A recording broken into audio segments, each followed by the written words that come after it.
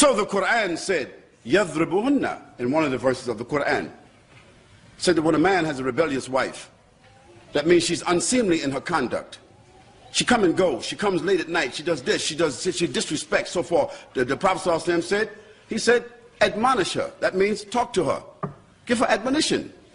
Tell her how you're displeased with her conduct. Warn her. Tell her don't do that anymore. Then he says after that, separate from her bed. Separate from the bed. He didn't say separate from the house, separate from the bed.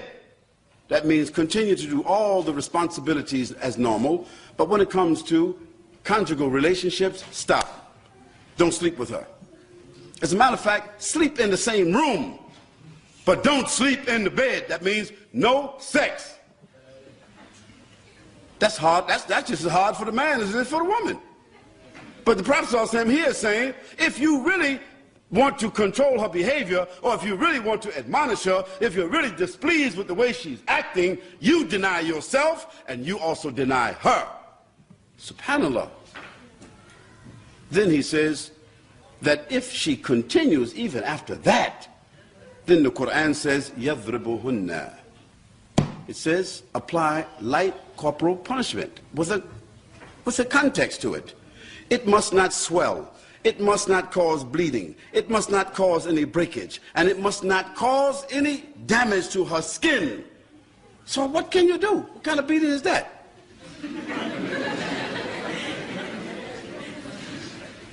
Secondly, it must not be on any one of her parts of her body, okay, which are the sensitive parts of her body. So what kind of, where that could be? In the bottom of her feet?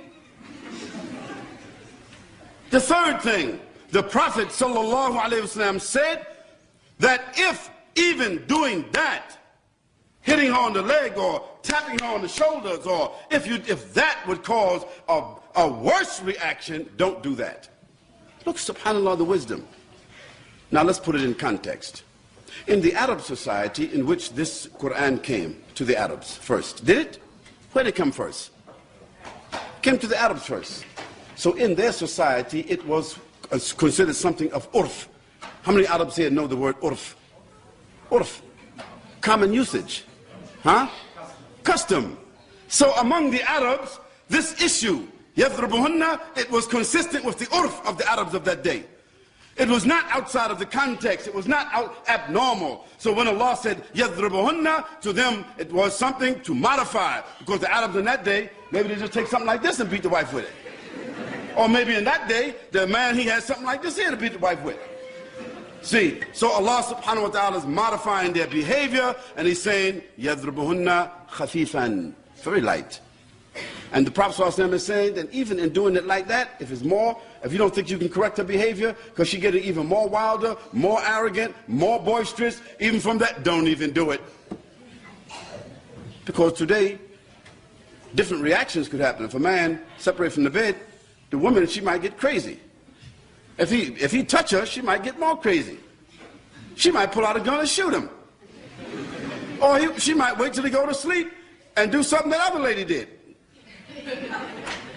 So if you could anticipate a reaction like that, that would be worse. You couldn't correct the behavior. The Prophet said, don't do it. And let's look at the life of the Prophet ﷺ himself. The Messenger of Allah ﷺ, throughout his entire life, he never even struck an animal. Is it true? The Prophet ﷺ never struck an animal. One of the people that served him all of his life, a companion of the Prophet ﷺ that served him from the time that he was 11 years old until the Prophet ﷺ passed away. He said, I served the Prophet ﷺ throughout his entire life, and he never even said to me, oof. He never even said to me, why you didn't do that? How come you so-and-so? You know, somebody's serving me. And he forgot. I said, what's wrong with you? Didn't I tell you so-and-so? That'd be most of us. The Prophet ﷺ, he never even said to that person, how come you didn't do that? What's wrong with you? That person served him for over 40 years, and the Prophet ﷺ never said that.